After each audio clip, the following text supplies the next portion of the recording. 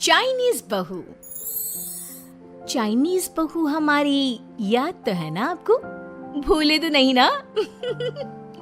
हाँ भाई, थोड़ी देर में ही सही, लेकिन चाइनीज बहू की कहानी आ ही गई।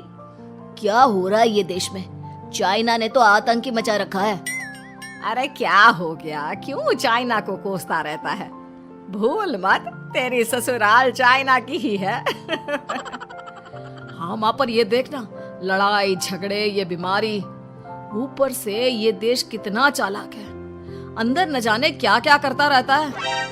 तभी अंदर से बहू की चिल्लाने की आवाज आती है। अरे क्या हो गया बहू, क्यों चिल्ला रही है? माँ जी, ये देखिए, ये रूस ने यूक्रेन की हालत क्या कर दी है। ऊपर से चाइना में दोबारा लॉकडाउन लग गया है। माँ जी, अब क्या किया जाए? अरे तो तुम लोगों को क्या परेशानी हो रही है, मैं तो यही नहीं समझ पा रही हूँ। वो क्या है ना माँ, हम लोग चाइना जाने की सोच रहे थे, सांगसू के भाई की शादी है। तो क्या? अरे कौन सा उन लोगों के यहाँ भाई घोड़ी चढ़ता है जो बहन काजल लगाकर नेक लगी? माँ जी, उसकी आंखें बहुत छोटी छोटी है, उसमें या तो पुतली रह सकती है या काजल। साले की पुतली निकाल कर काजल लगा दो, अंधा कहीं का। क्या क्या बोले तुम मेरे भाई के बारे में? अरे नहीं नहीं बहू, वो तो बोल रहा था कि तुझे नेग मिल जाएगा। बहन है ना तू उसकी। नहीं नहीं माँ जी, मैं सब समझती, ये मेरे भाई का मजाक बनाते रहते। कितना सीधा है मेरा भाई, बिल्कुल छिपकली जैसा। नहीं नहीं बहू, सीधा गाय जैसा होता है। सही पकड़े हैं माँ जी। हाँ, तो मेरे भाई की शादी है, मैं चाइना जरूर जाऊंगी। तभी एक पड़ोसन आ जाती है। अरे नहीं नहीं बहू, तू कहीं ना जा, हम लोगों का मन कैसे लगेगा तेरे बिना। ले बहू, तेरे भाई के लिए ये शॉल रख ले, हमारी तरफ से गिफ्ट कर देना। अरे सब कितने अच्छे हैं, मेरी चाइनीज बहू को कितने प्यार से तुम लोगों ने एक्सेप्ट कर लिया। सच में बड़ी भाग्यशाली हूँ मैं। कैसी बात कर रही है?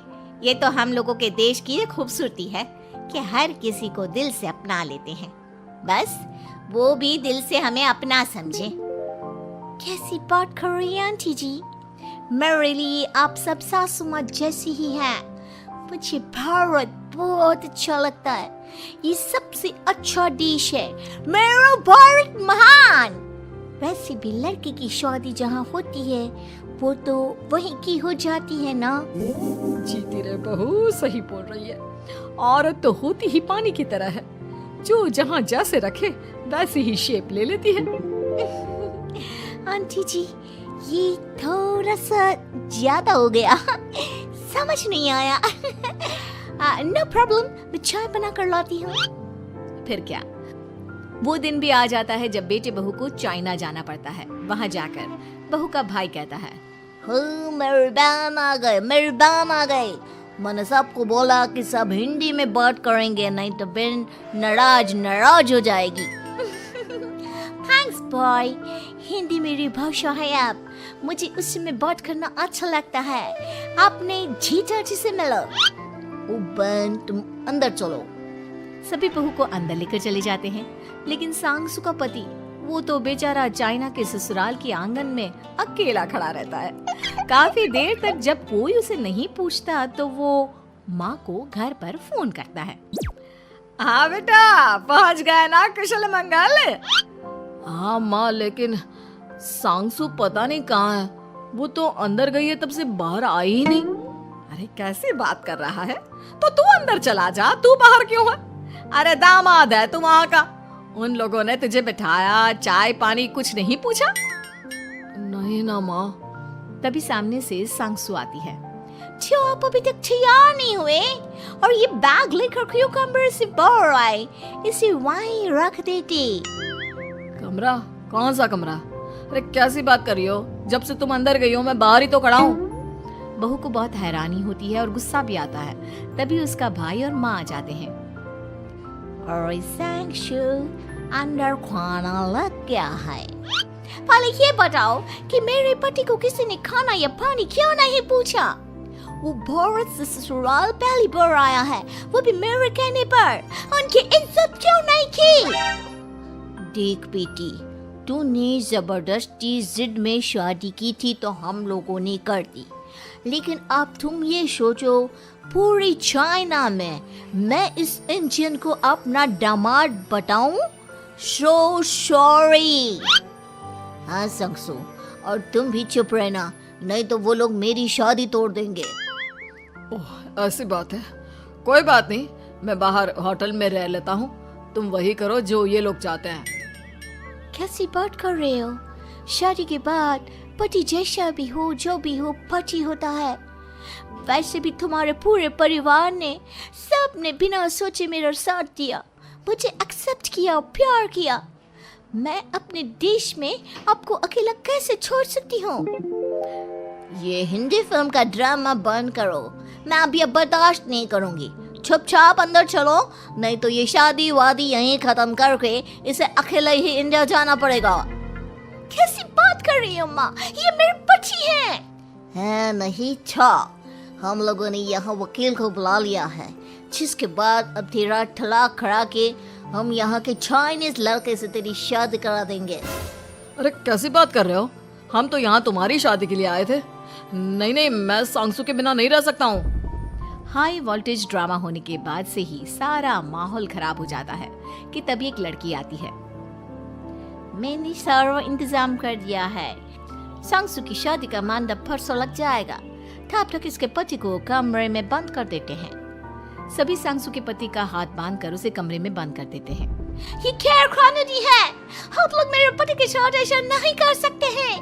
मैं किसी से शादी नहीं करूंगी, ये साफ बात है। पहले मैं अपनी शादी करूं, फिर तेरी भी शादी करवा दूंगा। सब कुछ तय हो जाता है, भाई की शादी हो जाती है। फिर वो दिन भी आ जाता है जब सांगसू की शादी वो लोग जबरदस्ती करने के लिए उसे मंडप पर ले जाते हैं। ऐसा मत करो, ये मेरी बीवी है। मैं किसी से शादी नहीं करूंगी।